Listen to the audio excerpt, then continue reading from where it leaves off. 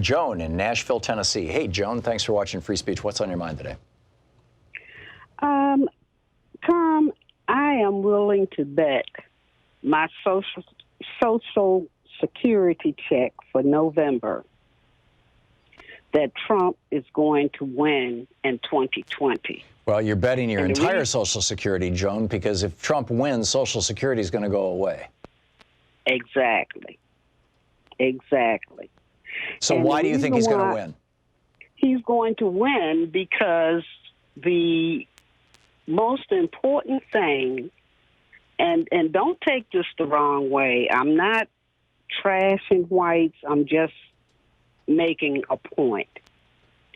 Whiteness is the most important thing in the world to whites. It's more important than being human. It's more important than being a Christian. And it's because of what you have said, what I've heard you say, is that if you give a person someone else to look down on, they will help the pickpocketers, those who are picking their pockets. Yep. They will help them. Yep, that's what Lyndon Johnson said.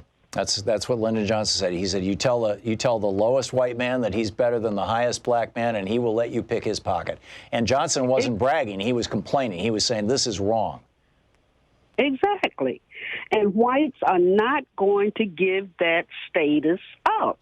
Yep. They will eat bricks. They will watch Trump rape their own children in front of them and rationalize it.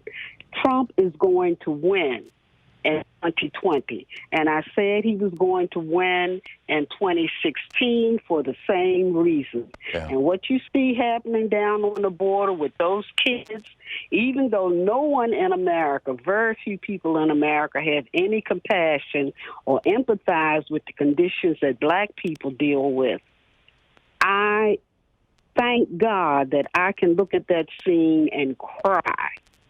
Even though they are not African Americans, they are human beings. But few people cry for African Americans. And because they don't, then it opens the path to what's happening down on the border. And it's not going to stop there, Thom. And they're not going to stop with people of color. They're going to come for whites. Anybody who disagrees with them or interferes with them making money, they are going to come after them. Well, they already did. They came after the white middle class in a big way in the 1980s, and the white middle class has been wiped out, and thus you've got the opioid epidemic, and you've got the suicide epidemic, and you got all this stuff going on. I completely agree with everything you've said, Joan, and forgive me for interrupting you. And the former RNC chairman, Richard Steele, said the other day on MSNBC that the Democrats are fighting a traditional political war when Trump and his allies are fighting an asymmetrical war. I agree. The Americans lost the Vietnam War for one of the same reasons. Yep. You know, and I just don't understand why they can't see it, and it makes me think that the corporate media and the Democrats are complicit. I don't believe that the Republicans are smarter than the Democrats. Yeah. I think the problem is simpler than that, Joan. I think it's that you've got a large enough chunk of the Democratic Party that's in the pockets of corporate America that they actually can't pass legislation without those people.